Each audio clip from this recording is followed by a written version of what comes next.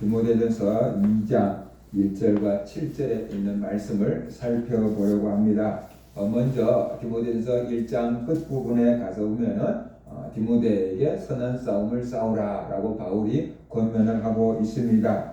선한 싸움이 무엇인가? 복음 진리를 지키는 것, 하나님의 가치를 지키는 것, 그것이 선한 싸움이다 라고 말했어요. 교회에서 이단 사설을 전파하는 사람들을 출교라도 하라고 했습니다. 그래서 진리를 지키고 교회 성도들을 지키는 것, 그것이 선한 싸움이다 라고 바울은 말했어요. 그리고 이어지는 디모데전서 2장에서는 이제 모든 성도들의 구원을 위해서 기도하라 라고 지금 모든 사람들의 구원을 위해서 기도하라 라는 말씀을 지금 하고 있습니다. 모든 사람들로 하여금 진리를 깨닫게 하고 그들로 예수님을 믿어서 구원받도록 기도하라. 또 높은 사람들과 임금들을 위해서 기도하라 라고 말하고 있어요. 그러니까 1장과 이어지는 내용으로 만약에 본다고 한다면 이것도 또한 선한 싸움이다 라고 우리가 이해해 볼 수가 있겠습니다. 1장에서 이단 사설을 전파하는 사람들을 교회에서 추방하고 교회가 복음 진리를 지키고 성도들을 지키는 것은 소극적인 방어적인 선한 싸움이라고 한다 그러면 아직 예수 그리스도를 알지 못하는 사람들, 임금들, 높은 사람들을 위해서 기도하고 전도해서 그들을 예수 믿게 만든다는 것은 그것은 적극적인 의미에서 선한 싸움이다 라고 우리가 이해해 볼 수가 있겠어요. 자, 이어지는 본문을 보면 1절, 2절에 보니까 기도할 것을 권면하고 있습니다. 그러므로 내가 첫째로 권하노니 모든 사람을 위하여 간구와 기도와 도고와 감사를 하되 임금들과 높은 지위에 있는 모든 사람을 위하여 하라라고 말하고 있어요.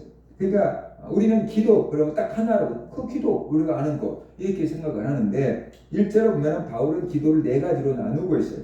간구와 기도와 도고와 감사 네 가지로 지금 표현을 하고 있는 겁니다. 이 모든 것이 다 기도다라고 어떤 의미에 묶어놓고 있는 것이에요. 그래서 간구가 무엇인가? 간구는 데시스라는 용어인데 필요, 요청, 청원 뭐 이런 뜻을 가지고 있어요. 그러니까 우리에게 어떤 특별한 필요가 있다면 그 특별한 필요를 가지고 하나님 앞에 나가서 이거 도와주세요. 이 문제 해결해 주세요. 이거 채워주세요. 그렇게 우리가 간절히 요청하는 것 그것이 간구다라고 우리가 알 수 있어요. 그러니까 우리가 많이 하고 있는 기도가 간구하는 기도. 뭐 내 자식을 이렇게 해주세요. 나를 이렇게 해주세요. 가정을 이렇게 해주세요. 회사를 이렇게 해주세요. 막 우리가 이렇게 기도하잖아요. 이런 것들을 바로 간구하는 거다. 요청하는 거다. 이렇게 우리가 볼 수 있겠습니다. 한국 교회 성도들이 많이 하고 있는 것이 간구니까 뭐 이것은 하지 말라고 해도 할 것 같으니까 이 정도 하고 넘어가고요. 그 다음에 이제 기도는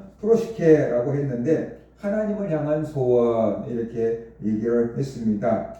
일반적인 기도 혹은 하나님과 교제하는 기도 이렇게 설명이 되어 있어요. 그러니까 어떤 필요를 위해서 기도하는 게 아니고 하나님을 사랑해서 하나님과 나누는 그 대화 그것이 프로시케 그것이 기도다라고 말하고 있어요. 우리 친한 친구들 있잖아요. 그러면 친한 친구들을 만나서 얘기했는데 조금 또 집에 가면 조금 있으면 또 전화해가지고 또 얘기하고 막 그럴 수 있잖아요. 친한 사람들하고는 할 말이 많아. 근데 안 친한 사람하고는 할 말이 별로 없어. 그래서 우리가 하나님과 친하다고 한다 그러면은 하나님과 나눌 얘기가 많아질 거예요. 그러니까 그게 대화인데 그게 바로 프로시케 그 기도다라고 얘기를 하고 있는 거예요.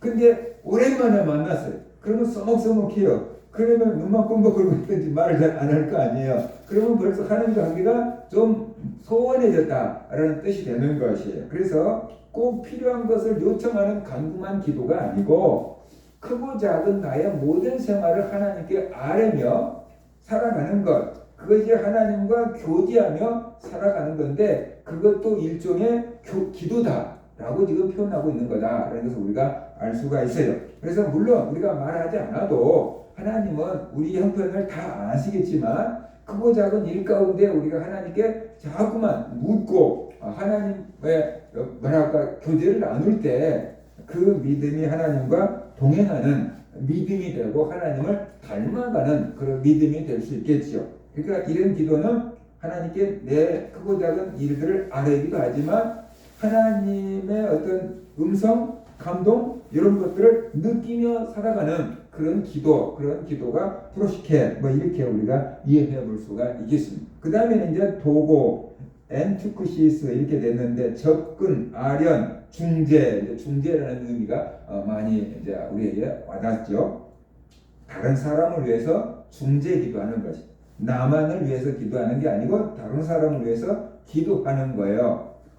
그런데 나를 위해서 기도하고 내 가족을 위해서 기도하지만 나와 내 가족의 범위를 벗어나면은 기도하지 않는 사람들이 많아요. 나를 위해서도 기도하지 않는 사람이 있고 조금 더 기도하면 나와 내 가족의 문제만 가지고 기도하는 사람도 있고 교회 성도들이나 다른 사람들을 위해서는 기도하지 않는 사람들이 종종 있거든요. 그래서 우리는 도구를 할 수 있는 사람들이 되어야만 된다는 것이 나를 위해서도 기도하고 또 가족을 위해서도 기도하고 교회 성도들을 위해서도 기도할 수 있는 도구할 수 있는 성도들이 되어야만 된다는 것이 그래서 나가 할 수 있는 기도의 폭을 키워야 되고 더 많은 사람들을 위해서 기도할 수 있는 그런 성도들이 되어야만 된다는 것이 그러니까 도구 그 다른 사람을 위한 중보기도 그런 뜻으로 우리가 볼 수 있습니다. 그 다음에 이제 감사 그랬어요. 유카리스티아 그랬는데 감사함, 감사행위 뭐 이런 뜻을 가지고 있습니다. 하나님이 베푸신 은혜에 대한 응답과 찬양의 기도 이렇게 설명이 되어 있어요. 그러니까 우리가 하나님의 은혜를 받아서 살아가잖아요. 그런데 그것을 깨닫는 사람이 있고 깨닫지 못하는 사람이 있잖아요. 우리가 하나님께 받은 은혜를 깨닫고 그 하나님의 은혜, 응답에 대해서 우리가 찬양하고 감사를 드리는 그런 기도 그것이 이렇게 감사 이렇게 표현이 되어 있어요. 그러니까 우리가 입술로도 하나님께 감사드릴 수 있어요. 하나님께서 이거 응답해 주셔서 감사합니다. 도와주셔서 감사합니다. 그렇게 감사할 수 있어요. 그런데 우리가 찬양으로도 하나님을 높일 수 있다. 이 위대하신 자연을 보고 주님의 높고 위대하심을 내 영혼이 찬양하네 그러면서 찬양할 수도 있다는 것이 그 찬양이 바로 하나님께 감사를 드리는 거다라고 볼 수 있습니다. 찬양은 곡조 있는 기도다라는 말도 있잖아요. 성경에 있는 것은 아닌데 찬양은 곡조 있는 기도다라고 믿음의 선배들이 얘기했잖아요. 그처럼 우리가 이 찬양이 하나님께 드리는 기도가 될 수 있다. 감사 기도가 될 수 있다라는 것을 우리가 알아야 돼요. 그래서 우리가 기도하면은 보통 우리에게 필요한 것들만 간구하는 그런 기도, 그거에 대해서 머물러 있을 때가 많은데 하나님과 교제하는 그런 기도도 필요하고 다른 사람을 위한 중보 기도도 필요하고 그 다음에 우리가 받은 은혜에 대해서 감사하고 찬양하는 그런 기도도 필요하다는 것을 우리가 알아야 돼요. 그래서 이 모든 기도를 우리가 균형 있게 해간다 그러면 우리의 기도 생활이 좀 더 건강한 기도 생활이 될 수 있을 거다. 바울은 디모데에게 기도하라고 했어요. 이런 네 가지의 기도를 간구와 기도와 도구와 감사를 하라고 했는데 누구를 위해서 하는가? 모든 사람을 위하여 기도하라 라고 했어요. 그리고 임금들과 높은 지위에 있는 사람들을 위해서도 기도하라 라고 했어요.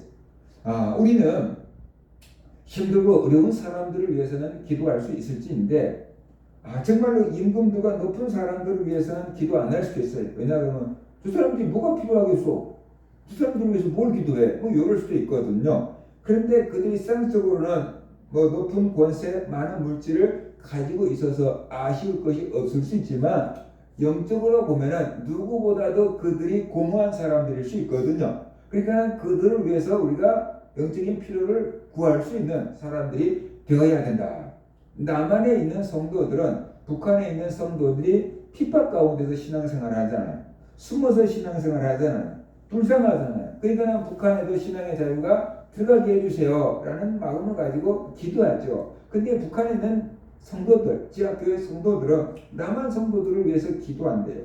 어떻게 생각하면은 아니 북한에 있는 성도들이 남한 있는 성도들은 뭘 위해서 기도해? 남한에 있는 신앙의 자유가 있고 물질도 있고 배부르고 등가신데 뭐 남한에 있는 성도들을 위해서 기도해? 라고 생각하는데 북한에 있는 성도들이 볼 때는 남한에 있는 성도들이 너무 세속화되었다라는 거예요.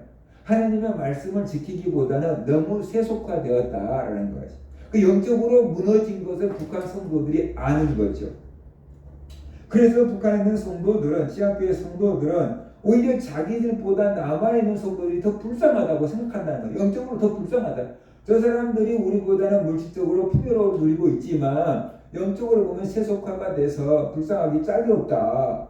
그래서 남아있는 성도들이 믿음의 순결을 지키도록 위해서 눈물로 기도하고 있다는 거 아니에요. 그러니까 시간적으로 볼 때 임금들과 높은 지위에 있는 사람들이 우리들보다 아쉬울 것이 없는데 우리가 뭘 그들을 위해서 기도해? 라는 마음을 갖는 것은 인간적인 생각인 거고, 영적으로 보면 높은 지위에 있는 사람들이 오히려 더 공헌할 수 있다. 그들에게 더 하나님의 은혜가 필요할 수 있다.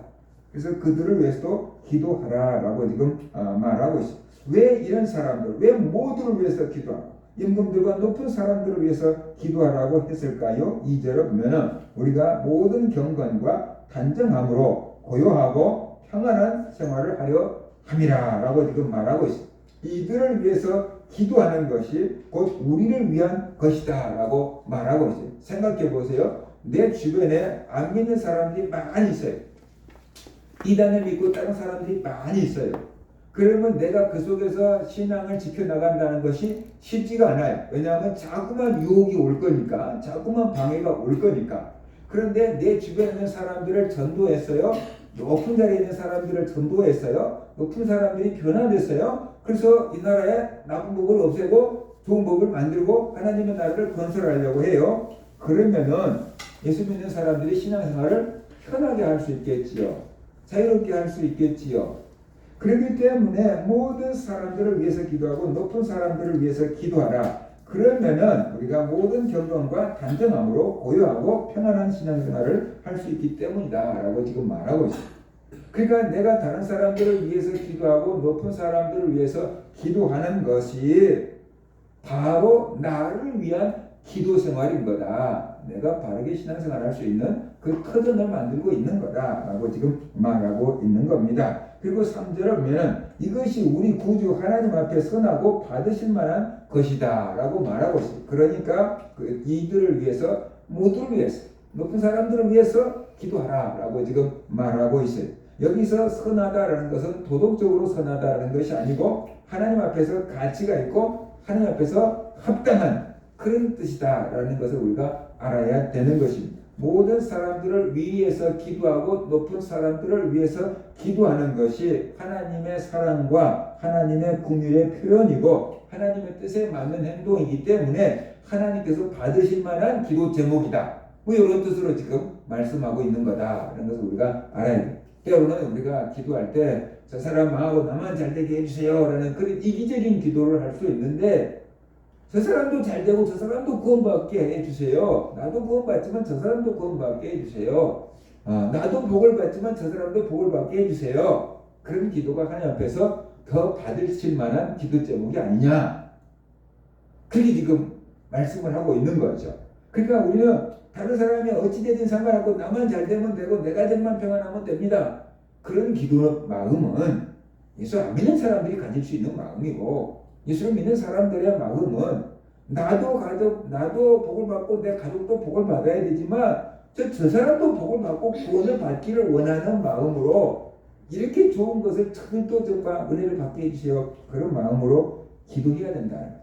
그럴 때 하나님께서 그 기도자의 마음을 기쁘게 받으시고 그 기도도 기쁘게 받지 않겠냐, 그 얘기를 지금 하고 있는 것입니다. 그래서 받으실 만하다라는 것은 하나님께서 그 행위를 기쁘게 여기시고 응답할 만한 가치가 있는 것으로 여기시지 않겠느냐, 뭐 그렇게 우리가 이해를 하면 될 것 같습니다. 왜 모든 사람과 높은 사람을 위해서 기도하는 것이 하나님 보시기에 선하고 받으실 만한 것이 될까요? 그 이유를 4절에서 이렇게 말씀합니다. 하나님은 모든 사람이 구원을 받으며 진리를 아는데 이르기를 원하시느니라, 이렇게 말하고 있어요. 근데 세상 사람들은 사람을 자꾸만 차별해요. 어떤 사람들은 있는 사람만을 막 쫓아가는 사람도 있고, 어떤 사람은 있는 사람들을 너무 비난하는 그런 사람들도 있고, 어떤 사람은 가난한 사람만을 위해서 봉사해야지 라는 사람도 있고, 어떤 사람들은 가난한 사람들을 막 무시하는 사람들도 있어요. 그러니까 그 사람을 평가할 때 사람 한 사람 한 사람이 하나님의 형상을 가진 소중한 존재다, 인격체다 라는 마음을 갖기보다는 돈이 많냐? 지위가 높냐? 돈이 없냐? 지위가 없냐? 이런 것으로 사람을 평가한다라는 것이에요. 그래서 차별 아닌 차별을 하는 거죠. 있는 사람들을 무시하고 그들을 위해서 중보기도 하지 않는 거고 축복기도 하지 않는 것도, 이것도 차별하는 거죠. 예수님은 가난한 자의 편이 되어주기만 했지만 그렇다고 부자라고 물리치지도 않으셨어요. 부자도 예수님께 오면 받아주고 가난한 사람도 예수님께 오면 그대로 받아주고 그들을 그대로 받아주셨잖아요. 그러니까 우리가 이런 것도 어떤 세상적인 가치관으로 사람을 평가하지 말고 모든 사람들이 다 하나님 앞에서 구원을 받을 수 있도록 기도하라. 왜냐 그러면 하나님은 모든 사람이 구원을 받으며 진리를 아는 데 이르기를 원하시기 때문이다. 그게 하나님의 커다란 사랑이다. 생각해 보세요. 제가 여기 오다가 보니까 공사하는 건물 하나 있잖아요. 길 건너에. 조그만, 저거 공사하고 어떤 건물이 들어설까? 바닥을 보면 조그매요. 저건 어떤 건물이 들어설까? 라는 생각을 해요. 근데 또 한편을 생각해 보니까 저게 몇 평 정도 되지? 한 10평 정도 될 것 같은데. 근데 서울 이 땅에서 지금 한 평당 3천만 원만 친다고 그래도 10평이라고 하면 3억이잖아요. 그러니까 이게 눈으로 볼 때는 세상 사람들이 말로 코딱지만 한데 돈으로 따진다 그러면 3억도 넘는 땅이야. 건물을 올려놓으면 편하겠죠. 그러니까 그게 또 평당을 따져보면 작은 돈도 아닌데, 작은 땅도 아닌데, 저것도 또 가족들 또 유산소를 받겠다고 싸울 수도 있겠다라고 생각을 하고 왔거든요. 자, 그래요. 서울에 있는 그 10평 남짓한 땅이 저 시골에 있는 100평 아니면 1000평 땅보다 비쌀 수도 있어요. 그렇지 않겠어요? 시골에 있는 땅 얼마 안 한 것도 있을 수도 있거든요. 섬 하나를 살 수도 있는 돈이 될 수도 있어요. 그런데 사람들 사이에서 돈이 많다고 한들 하나님에 비하면 그 돈이 얼마나 되겠느냐라는 거죠.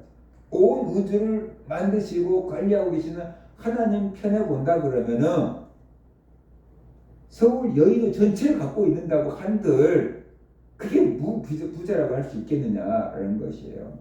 그죠? 그래서 하나님은 부자나 가난한 사람이나 모든 사람들이 다 구원을 받고 진리를 알게 되기를 원하신다 라고 말하고 있어요. 그러니까 우리가 그 인간적인 면으로 저렇게 부자들은 하나님이 필요 없을 거야, 저렇게 가난한 사람은 전도해봐도 교회 아무도 도움도 안 될 거야, 이런 생각을 다 내려놓고 하나님의 마음을 가지고 부자든 가난한 사람이든 권력이 있는 사람이든 없는 사람이든 그 사람들도 구원을 받고 예수님을 알게 되기를 원하는 마음을 가지고 기도하라. 그러려고 하면 그들이 세상에 가지고 있는 것을 돌아볼 것이 아니고 그들의 영혼을 바라보고 기도해야 된다는 거죠. 아니 부자의 영혼이라고 다르겠어요? 가난한 사람의 영혼이라고 다르겠어요? 똑같은 영혼이에요. 하나님 보시기에는 똑같은 생명이라고 말이에요. 그러니까 그 생명을 바라보고 기도할 수 있는 교회와 성도들이 되어야만 된다라는 것이.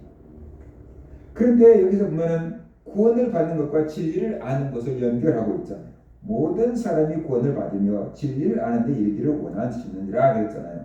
그러니까 사람이 알아야 할 진리가 있다라는 건데 그 진리를 알아야지 구원을 받는다는 뜻인 것 같아요. 진리와 구원이 연결되어 있어요. 그러면 우리는 진리, 자꾸만 성적인 진리를 얘기하는데 영적인 진리예요. 구원을 얻는 진리 말이에요. 예수님이 유일한 중보자다라는 것이 구원을 얻는 진리예요. 영적인 진리예요. 5절을 보면 하나님은 한 분이시요 또 하나님과 사람 사이의 중보자도 한 분이시니 곧 사람이신 그리스도 예수라라고 말하고 있어요. 그게 이게 진리인데 사람들이 모른다라는 거예요. 사람들은 내 힘으로 구원받을 수 있다라고 생각하고 아니면 내가 믿고 있는 어떤 교주의 힘으로 구원받을 수 있다고 착각을 하는 거예요. 근데 하나님, 우주를 만드신 하나님 입장에서 보면은 구원받을 수 있는, 우리와 하나님을 연결시켜 줄 수 있는 분은 예수님밖에 없다라는 거예요. 우리와 하나님을 연결해서 화목하게 해주실 수 있는 분은 예수님밖에 없다라는 거예요. 근데 사람들은 그 진리를 모르고 내 힘으로 하나님 앞에 갈 수 있다고 생각하고 내가 믿고 있는 종교로 하나님 앞에 도달할 수 있다고 착각하고 있다는 거예요. 그러니까 그 착각하고 있다는 소리는 진리를 모르고 있다는 소리잖아요. 하나님의 뜻을 모르고 있다는 생각. 하나님의 뜻을 모르고 자기 생각만 갖고 살아가고 있다는 거죠. 사탄의 말을 듣고 살아가고 있다는 것이. 그러니까 하나님은 세상 모든 사람들이 구원을 받을 뿐만 아니라 진리를 아는데 이르기를 원하신다라고 지금 말씀을 하고 있는 거거든요. 그래서 우리 기독교는 오직 예수님만이 유일한 구원의 길이다라고 말하는데 안 믿는 사람들이 볼 때는 기독교가 너무 독선적이다 라고 얘기하잖아요. 왜 예수님만이 유일한 중보자일까요? 왜 예수님만 믿어야지 구원을 받을까요? 그 이유를 6절에서 이렇게 말하고 있어요. 그가 모든 사람을 위하여 자기를 대속물로 주셨으니 기약이 이르러 주신 증거니라고 하잖아요. 예수님이 우리를 대신해서 우리 죄를 지고 십자가에서 우리 대신 죽어주셨다는 거예요. 우리의 죄값을 예수님이 대신 지불해 주었다는 거예요. 그러니까 하나님과 우리 사이의 죄를 없애주고 하나님과 우리 사이를 화목하게 해주실 수 있는 분은 예수님밖에 없다는 거예요. 그러니까 예수님만이 유일한 길이라는 거예요. 하나님과 우리 사이에 죄의 담이 딱 막혀갖고 갈 수가 없게끔 했는데 예수님이 우리의 죄를 지고 대신 죽어줌으로 말미암아서 하나님과 우리 사이에 막힌 죄의 담을 없애줬대요. 그래서 하나님과 우리 사이를 화목하게 만들어줬대요. 그러니까 하나님과 사람 사이의 중보, 연결시켜주고 회복시켜 주실 수 있는 분은 예수님밖에 없다. 그런데 이게 영적인 진리인데 세상 사람들이 공부를 많이 해도 이 영적인 진리를 모른다는 거예요. 그거는 자기들은 산다고 하는데 그게 육체가 사는 길이지 영이 사는 길이 아니라는 거예요. 영이 자꾸만 멸망의 길을 가고 있다라는 것이에요. 얼마나 안타깝습니까? 그러니까 모든 사람이 진리이신 예수님을 믿고 구원 얻도록 기도하라 라고 말하고 있어요. 그 진리를 믿고 있는 사람이 성도들이잖아요. 그러니까 모든 사람들이 예수님만이 유일한 구원의 길이고 중보자임을 믿게, 그래서 구원받게 해달라고 하나님 앞에 기도하라 라고 지금 말하고 있는 것입니다. 사람들은 이 사실을 모릅니다. 그러니까 먼저 깨닫는 사람이 가르쳐 줘야 되는 거죠. 예를 들어서 나는 자연인이다. 그 사람들은 보면 처음에 이제 자연 속에 온 사람들은 버섯을 보면 이것이 독버섯인지 먹어야 될 버섯인지를 모른다는 거예요.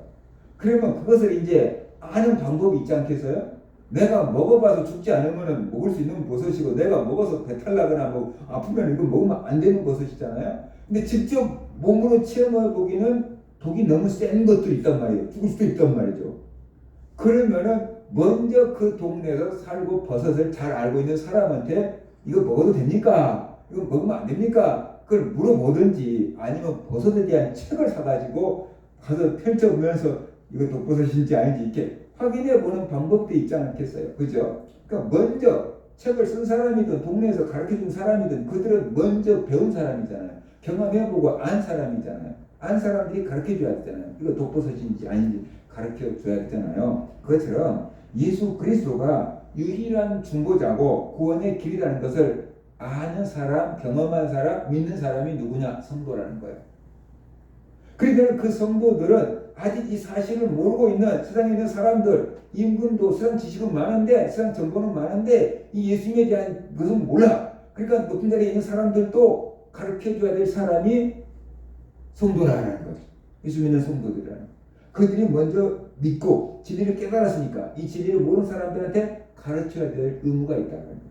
7절 이를 위하여 내가 전파하는 자와 사도로 세움을 입은 것은 참말이요 거짓말이 아니니 믿음과 진리 안에서 내가 이방인의 스승이 되었노라. 그렇게 말하고 있잖아요.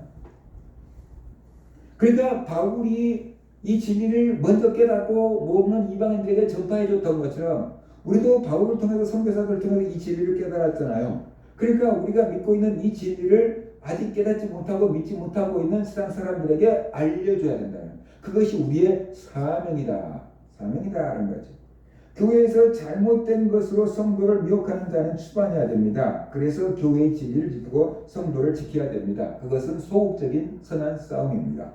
근데 이것으로 끝나면 안 된다는 거죠. 예수님의 복음을 모르는 사람들이 있어요. 그들이 구원받도록 우리는 기도해야 돼요. 내가 기도해도 내 가족들 아직도 예수 안 믿고 있어요.